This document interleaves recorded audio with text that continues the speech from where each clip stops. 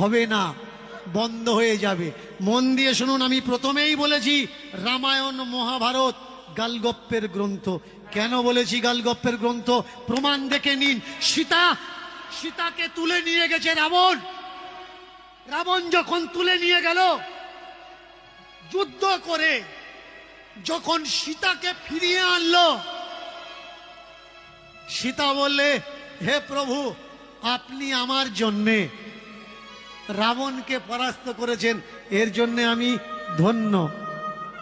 কিন্তু যাকে আমরা পুরুষোত্তম পরমেশ্বর রাম বলি, তিনি কি বললেন? হে সীতা, কুকুর যেমন ঘিকে চাটলে সেই ঘি কোনো কাজে লাগে না, তেমনি তুমিও কোনো কাজের নাও। বাল্মীকি রামায়ণ, গোরখপুর প্রেস, মূল সংস্কৃত পড়ে দেখে নেবেন। যদি ভুল কথা বলি থাকি আমাকে বলবেন। যিনি পুরুষোত্তম রাম, যারা মনে করেন রামের মতো স্বামী আমার হোক, তাহলে সেই রাম সীতাকে এত অপমানজনক কথা কি করে বলল?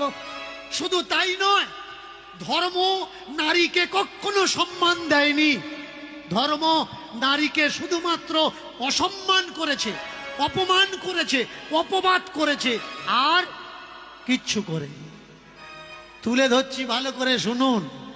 রাম সীতাকে ছেড়েছিল, সীতা রামকেও ছেড়েছিল। রাম অগ্নি পরীক্ষা কেন নিল?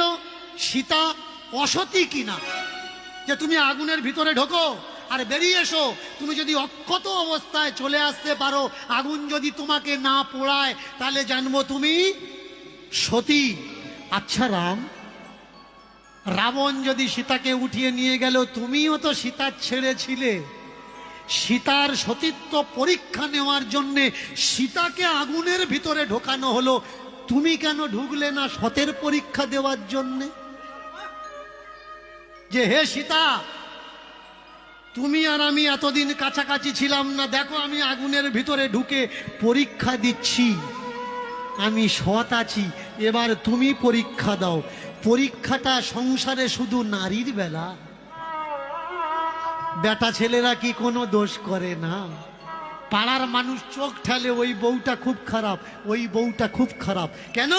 ওই বউটার কাছে 8-10টা পুরুষ মানুষ গেছে, তাই ওই বউটা খারাপ।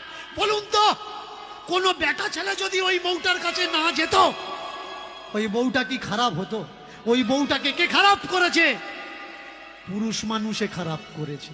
তাহলে সেই পুরুষ শাসিত সমাজে নারীর সম্মান কোথায়?